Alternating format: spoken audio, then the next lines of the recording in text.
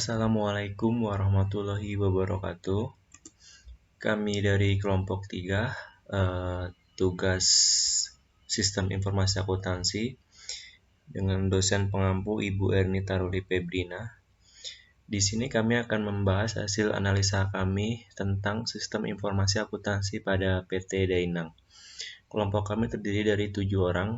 Yang pertama ada Adi Kurniawan, yang kedua ada saya sendiri Andrianto, yang ketiga ada Ari Rahmat Basuki, yang keempat ada Atika Nur Fitriani, yang kelima ada Bambang Pranata, yang keenam ada Denny Syarifudin, dan yang ketujuh ada Rinda Anggriani.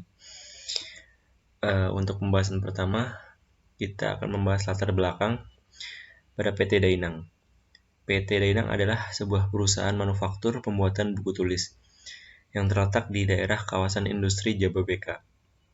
Saat ini, perusahaan banyak dihadapkan pada beberapa informasi mengenai perusahaan, terutama informasi keuangan dibutuhkan oleh berbagai macam pihak yang berkepentingan.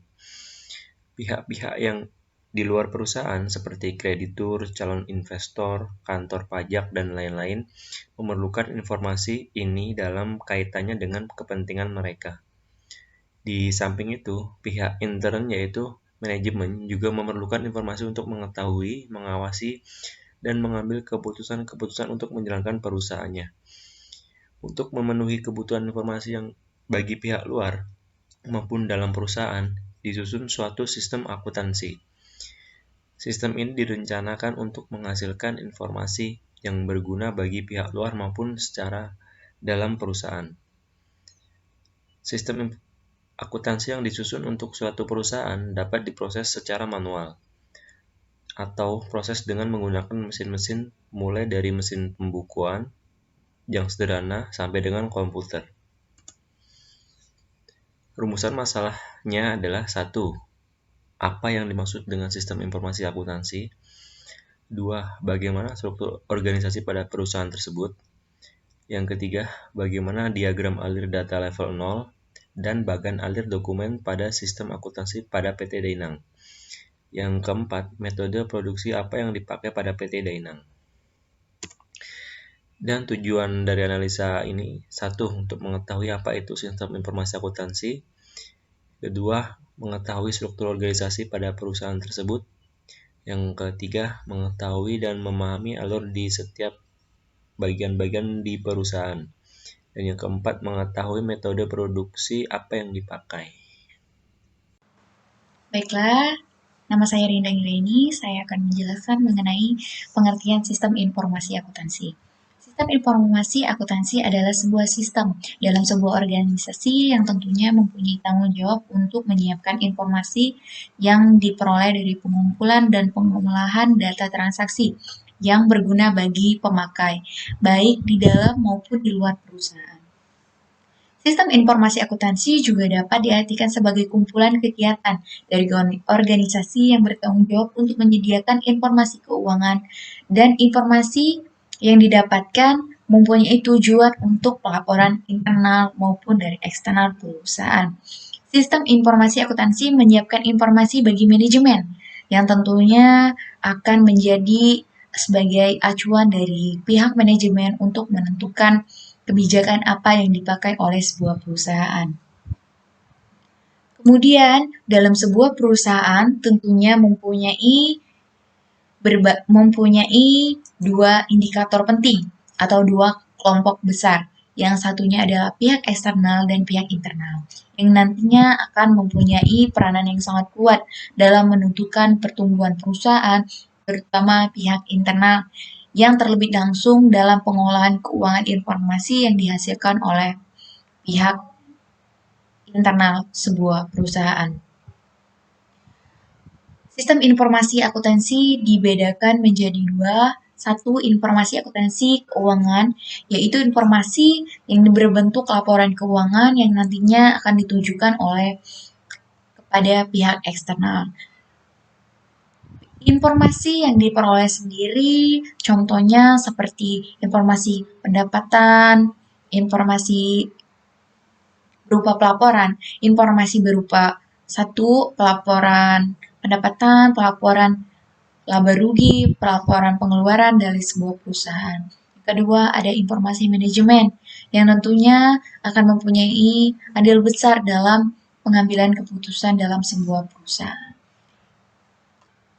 PT Dainang sendiri mempunyai organisasi, yang satu direktur, audit internal, yang nantinya akan dibawahi oleh General Manager. General Manager sendiri yang nantinya akan mempunyai 7 peranan penting dalam 7 divisi, yang antaranya adalah divisi QC, divisi gudang, divisi HRD, divisi pengiriman, divisi IT, divisi maintenance, dan divisi produksi, yang tentunya akan mempunyai job desk masing-masing. Di sebelah kanan ada divisi marketing, divisi finance, divisi purchasing, dan divisi accounting. Siklus-siklus yang terdapat dalam sistem informasi akuntansi, satu adalah siklus pendapatan, pengeluaran, siklus penerimaan, siklus pendapatan, pengeluaran perusahaan, yang nantinya akan dijelaskan oleh teman saya. Di sini saya akan menjelaskan siklus pendapatan, apa aja yang ada di siklus pendapatan. Siklus pendapatan adalah rangkaian aktivitas bisnis dalam kegiatan pemrosesan informasi yang terkait dalam sebuah perusahaan. Misalnya dalam penyediaan barang dan jasa bagi pelanggan, menagih kas, pembayaran.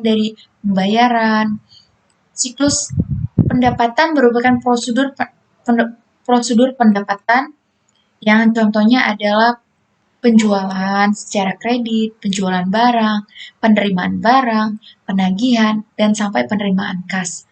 Yang untuk siklus pengeluaran dan untuk DFD pengeluaran, DFD pendapatan, dan voucher pendapatan yang tentunya akan disampaikan oleh teman saya Ari, dan saya di sini mengucapkan terima kasih. Wassalamualaikum warahmatullahi wabarakatuh.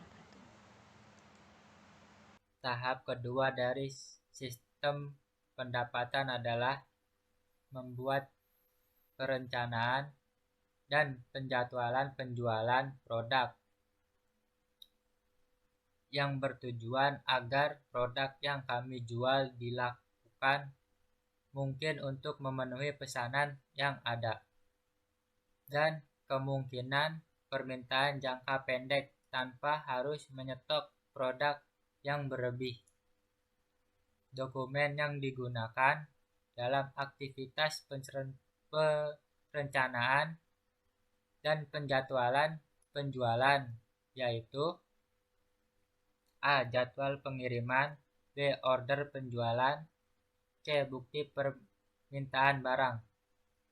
Tahap ketiga dalam sistem pendapatan adalah ketersediaan produk. Informasi penting yang berhubungan dengan proses produk, yaitu permintaan barang dari customer, tenaga kerja, dan biaya overheads, sehingga sistem informasi akuntansi dapat mengolah data tersebut, memprosesnya, dan membuat berbagai macam laporan yang diperlukan. DFD siklus pendapatan memiliki 5 entitas.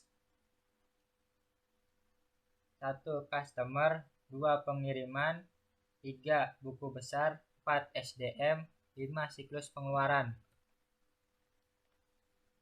Flowchart siklus pendapatan diawali dari customer melakukan pemesanan barang yang menghasilkan dokumen pemesanan. Selanjutnya dokumen pemesanan diterima oleh penjual. Setelah penjual menerima dokumen pesanan, penjual membuat surat penjualan untuk diserahkan ke gudang.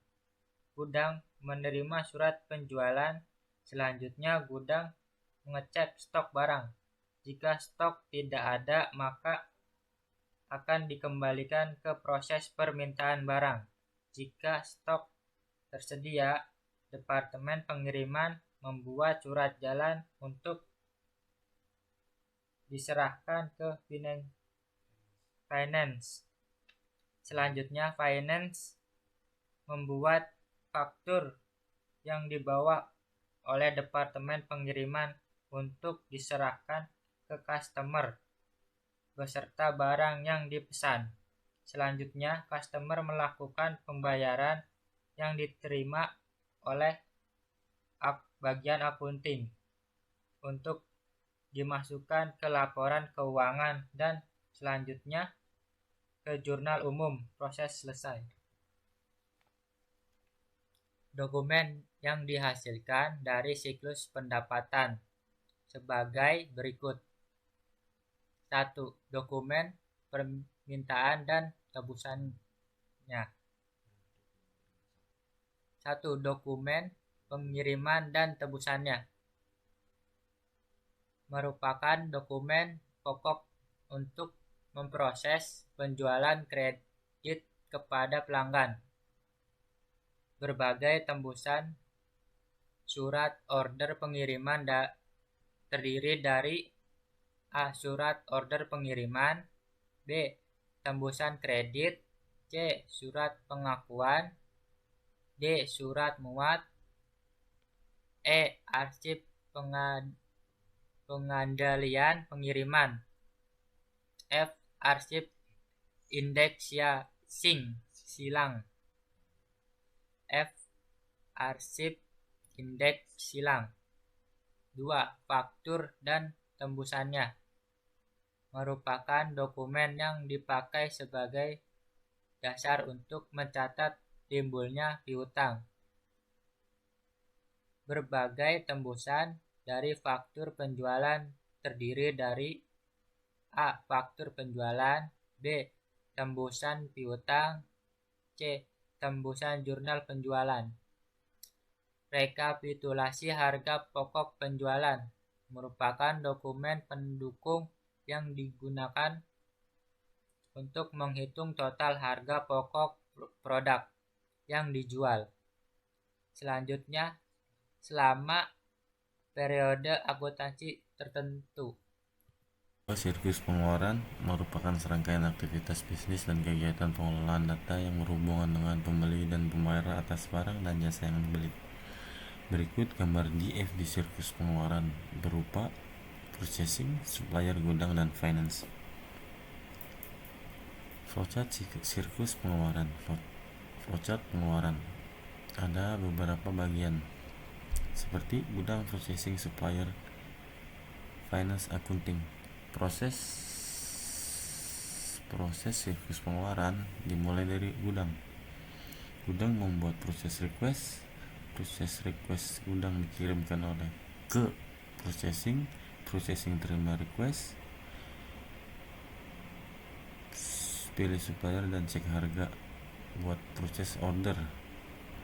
Pilih supplier dan cek harga, dikirim ke supplier, terima proses order, proses kirim barang dan pembayaran faktur, invoice, kirim barang dikirim ke gudang sebagai tanda terima. Invoice dikirim juga ke processing, info ke finance, invoice, cek invoice, proses pembayaran, laporan pembayaran. Proses pembayaran dikirim juga kepada supplier sebagai tanda terima bukti pembayaran. Laporan pembayaran pun diberikan kepada pihak akunting untuk membuat laporan pengeluaran, jurnal, lalu selesai. Next, berikut gambaran purchase request. Kita bisa lihat ya apa saja yang ada di dalam tabel tersebut. Berikut gambar purchase order atau sering disebut PO. Kita juga bisa lihat sendiri, mungkin tidak asing juga. Next, untuk gambaran surat jalan kurang lebih begini tampilannya. Oke. seperti payroll, finance, karyawan, dan accounting. Dokumen yang dihasilkan dari siklus penggajian. 1. Slip gaji. Slip gaji atau upah merupakan rincian data gaji atau upah untuk setiap karyawan. Dokumen ini berfungsi untuk memberi informasi kepada karyawan berapa total gaji yang mereka terima pada suatu bulan dan detail informasi gaji pada bulan tersebut. Detail informasi ini penting untuk menjaga rasa keadilan karyawan. Karyawan berhak tahu mengapa gajinya bulan ini lebih rendah atau lebih tinggi dari bulan lalu. Misalnya karena ada penalti terlambat masuk kerja. Bukti kas keluar. Dokumen ini merupakan perintah pengeluaran uang yang dibuat oleh fungsi akuntansi kepada fungsi keuangan berdasarkan informasi dalam daftar gaji dan upah yang diterima dari fungsi pembuat daftar gaji dan upah.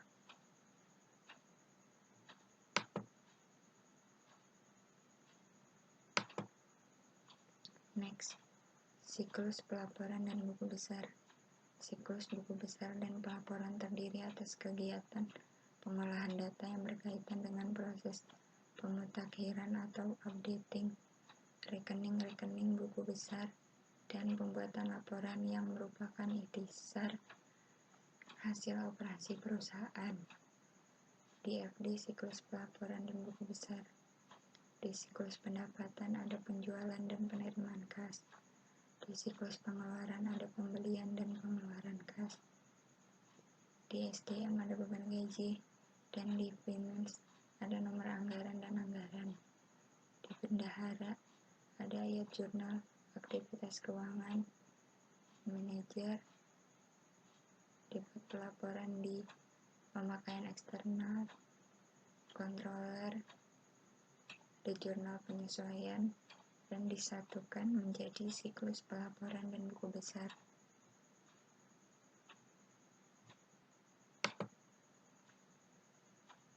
Flowchart siklus pelaporan. Flowchart pelaporan keuangan. Ada keuangan dan pimpinan. Mulai dari keuangan, ada laporan pendapatan dan laporan pengeluaran, dan dibuat laporan laba rugi. Ada laporan laba rugi. Setelah itu ke pimpinan menerima laporan laba rugi dan dibuat laporan laba rugi. Kemudian validasi laporan laba rugi dan dibuat laporan laba rugi. Balik lagi ke keuangan. Laporan laba rugi tervalidasi dan dibuat laporan laba rugi. Setelah itu selesai. Flowchart siklus buku besar. Ada kasir, accounting, dan manajer. Mulai dari kasir, mendata semua bukti transaksi. Dibuat bukti transaksinya. Di accounting, bukti transaksi, lalu pembukuan, lalu jurnal umum, lalu pembuatan neraca saldo, dan dibuat laporan neraca. Lalu ke analisa pembuatan AJP, lalu neraca saldo disesuaikan, lalu pembuatan laporan, dan dibuat laporan keuangannya. Setelah itu ke manajer, laporan keuangan, dan dibuat laporan keuangan, lalu pemeriksaan dan persetujuan laporan, lalu pembuatan laporan penutup, dan dibuat laporan penutup.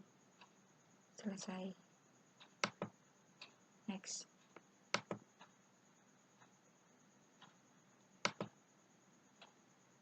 Dokumen yang dihasilkan dari siklus pelaporan dan buku besar. Jurnal. Setelah transaksi sudah terjadi dan bukti transaksi sudah tersedia, langkah selanjutnya ia adalah mencatat transaksi tersebut ke dalam jurnal perusahaan. Perlu diperhatikan, dalam mendebit dan mengkredit akun harus selalu seimbang. Dan seperti inilah contoh jurnal umumnya. Saya akan menjelaskan laporan keuangan. Laporan keuangan terdiri di atas laba rugi, neraca, laporan arus kas, dan perubahan modal yang disusun dengan menggunakan saldo yang sudah benar. Jenis-jenis laporan di sini ada yang pertama laporan laba rugi, yang kedua neraca, yang ketiga laporan arus kas, dan yang keempat perubahan modal. Dan untuk yang selanjutnya metode produksi di sini produksi terus-menerus.